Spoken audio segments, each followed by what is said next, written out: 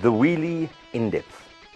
We've had such a great response on the wheelie, and it's created such a hype on the actual portal that we've decided now that we're going to go in depth and actually give advice on how it's done. We've employed the services once again of Brian Kappa, because he's the best at it, and he's going to show us step for step how it's to be done, frame for frame, and let it be really self-explanatory once he's doing it. I think this is very good to learn from. Enjoy.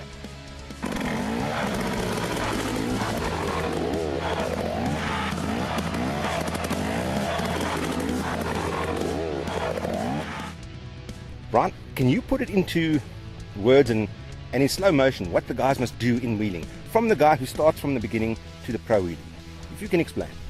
Well, you know, the biggest thing, the bottom line with the wheelie is that you want to get it onto balance point. So, in other words, just before the front wheel falls down and just before it goes over and you land on your back. So, to get it onto that balance point is the most difficult part, because it's incredibly difficult to have the throttle control and the clutch control. And of course, if it does go too far, you need to be ready to pull the clutch, hit the back brake, and decelerate at exactly the same time. So that all takes years and years of experience and training to be able to do that. But like anything, it's like practice.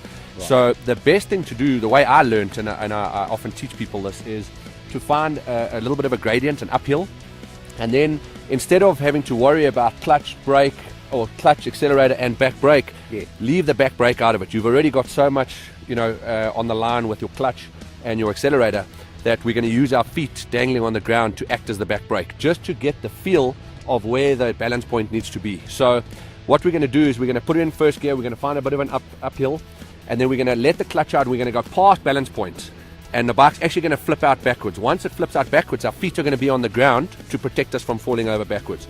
Right. Then what we're going to do is with our feet, that's going to act as our back brake, and the front wheel will come down again. And instead of the front wheel touching the ground, we're going to hit a bit of gas again.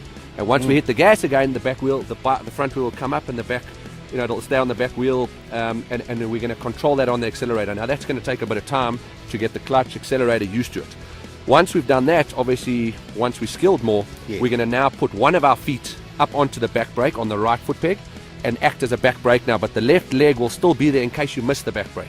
Okay. And what we're going to do once we've got that dialed, and you're going to go up and down the street or wherever you're doing it, don't do it on the street, but you're going to do it up and down wherever you find an uphill, until you've got that perfect feeling of where the balance point is, and once you're used to the back brake. And once you've, of course, got the back brake dialed, then you're going to put your other foot on, and then you dial. Then you're going to be on that balance point.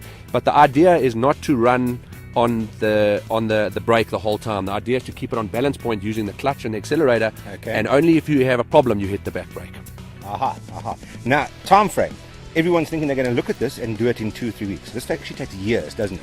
Well, to perfect the wheelie on any surface takes years, but to get the throttle control and the clutch control 100% can take you one afternoon. I learned it when I was 12 years old, and I got it in one afternoon. Okay, I used a trials bike, so the seat was a little lower. So if you have access to a trials bike, I would use that, or even take the seat off the motorbike, because then it's lower, or use a smaller type bike.